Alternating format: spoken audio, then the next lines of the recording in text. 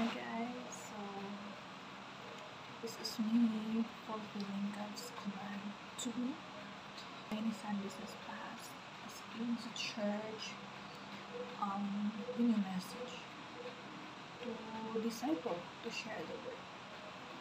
And I wasn't really obedient at those times. So ngayon, this is me fulfilling God's purpose for my life.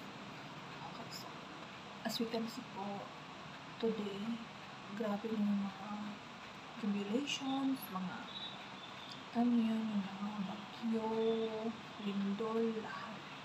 So, according to the Bible, we can really say na the end is near. So, malapit nang bumalik ang Panginoon. So,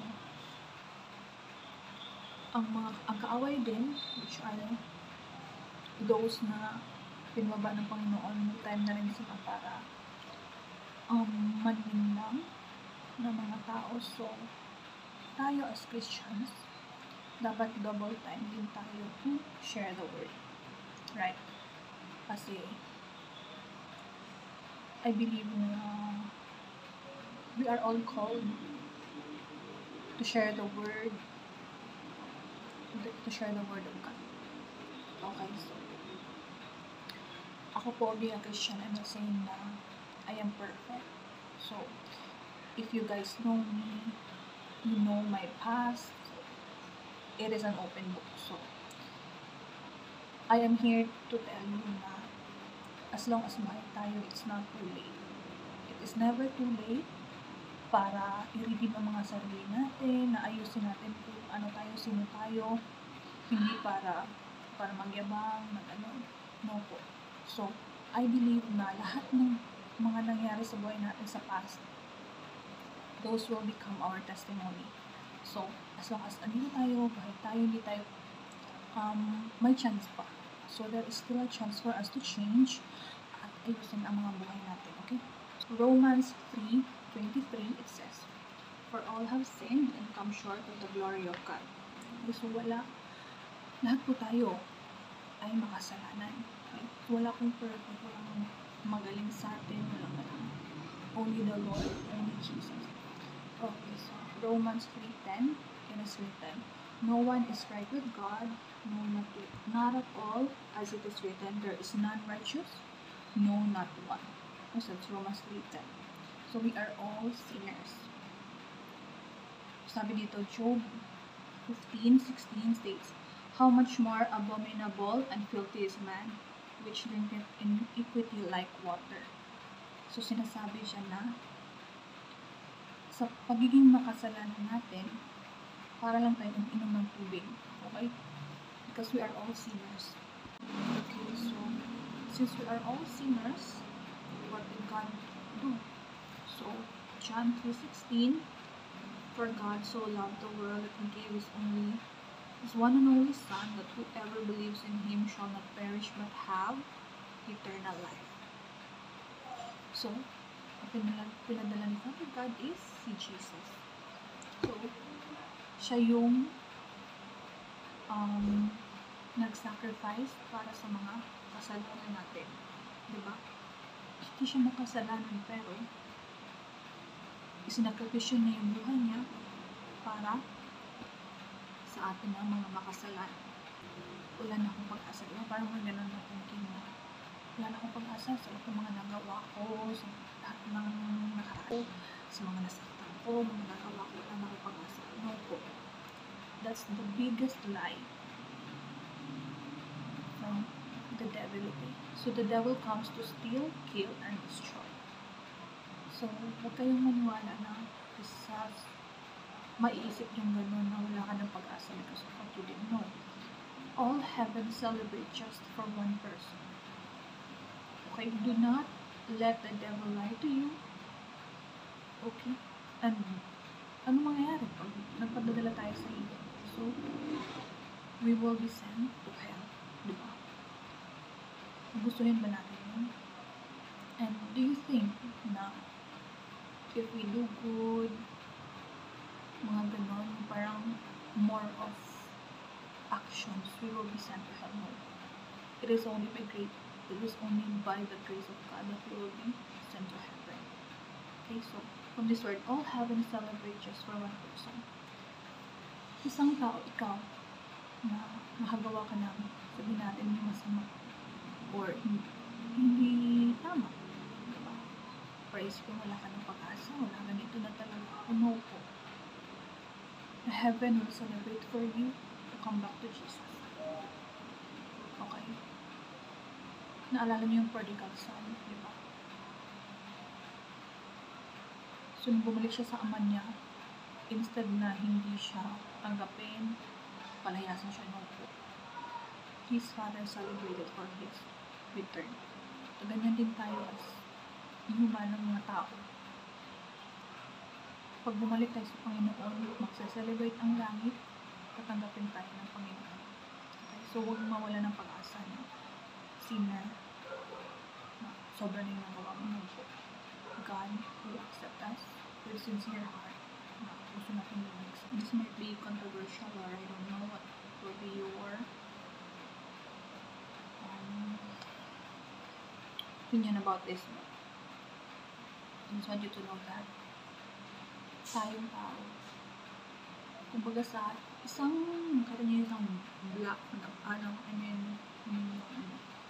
yung blackboard niya, or kunyari itong malaki white na ito, diba? So, malaki niya. Ang buhay natin is parang isang tuldok, diba? Kumbaga, pag nagtuldok ka dito. Ganyan, pain pa siya. Tuldok ka ganyan. So, yung itim na yun lang yung buhay mo dito sa lupa. Okay? Lahat niyan, ang natitirang white spaces siya, yan yung everlasting life. Okay?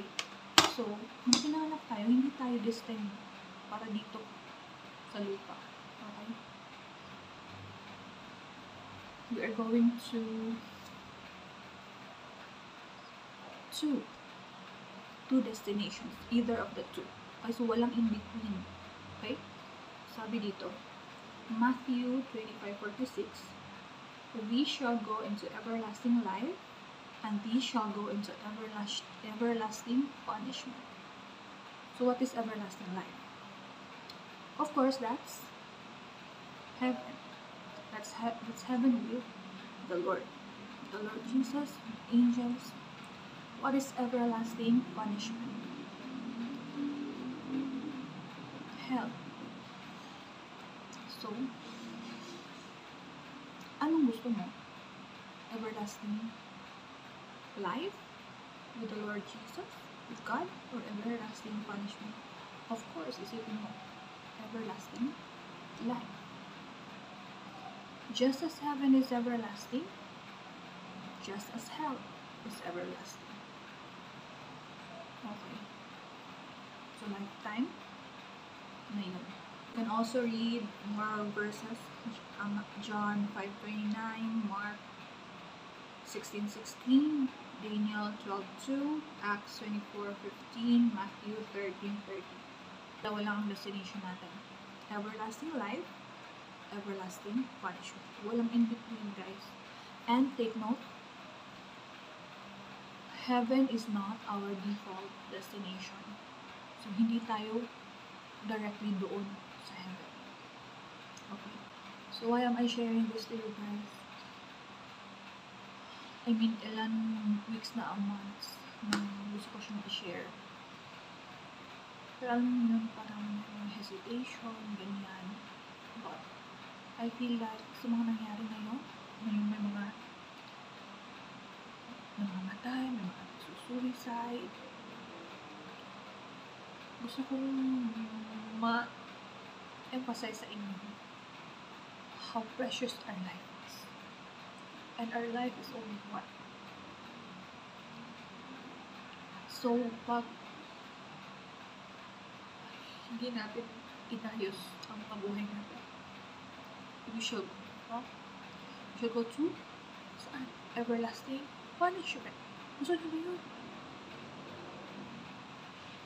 Habang buhay nasusunog, habang buhay ka umiiyak. Kung pwede naman tayo sa everlasting life with the Lord, di ba? So why choose? Why do we have to choose punishment when we can have life? Okay? So, if we know that hell exists, and if we know na dalawa lang ang pupuntahan natin, life or punishment, then we as people, we as Christians, we will walk more in the fear of the Lord. So, mag-iisip ka pa lang na magkakasala ka, takot ka na. Pag andun yung fear mo, na doon sa punishment, pag patuloy tayo nagkakasala, doon tayo sa eternal punishment. Okay? Some of us might think na, mabuti naman akong tao, I'm a good person. So, for sure, hindi ako sa hell. Right? That's one lie. So, a lot of us think that because we are good, we are going to heaven. But that's not true. So, it is not about being good, but it's about a relationship that we have with the Lord Jesus. How are we going to be saved? We have to believe in Jesus. We have to believe that He died on the cross for our sins, that our sins will be washed through His blood. So this is our direction to heaven. John 3:36 says, He that has the Son has everlasting life. Okay, so we have to have Jesus in our lives. But he that has not the Son shall not see life, but the wrath of God abides on him. So how do we have to have the Son? So first we have to repent from our sins. Repentance means turning away from the sin, right? Not sinning anymore. Luke 13:3 says, Jesus said, unless you repent, you shall all likewise perish. Right? And Romans 10:9-10 says, if you confess with your mouth the Lord Jesus and believe in your heart that God has raised him from the dead, you shall be saved. That's the way to heaven. So John 14:6 says, I am the way, the truth, and the life. No man comes unto the Father but by me. But it is always our choice. Right? Dear God in heaven, I know that I have sinned and I cannot save myself. I believe you sent your Son Jesus to die on the cross for me, that he was crucified, died and was buried, but rose again and lives forevermore. I ask you to forgive of my sins. I'm sorry. Come into my heart. I receive you as my Lord and Savior. You are the Son of God. Thank you for shedding your blood for me. Thank you for giving your life on the cross. Thank you for taking me to heaven. Fill me with your Holy Spirit. And I now confess I'm a born-again Christian, going to heaven, and I'll serve you all the days of my life. In Jesus' name, amen.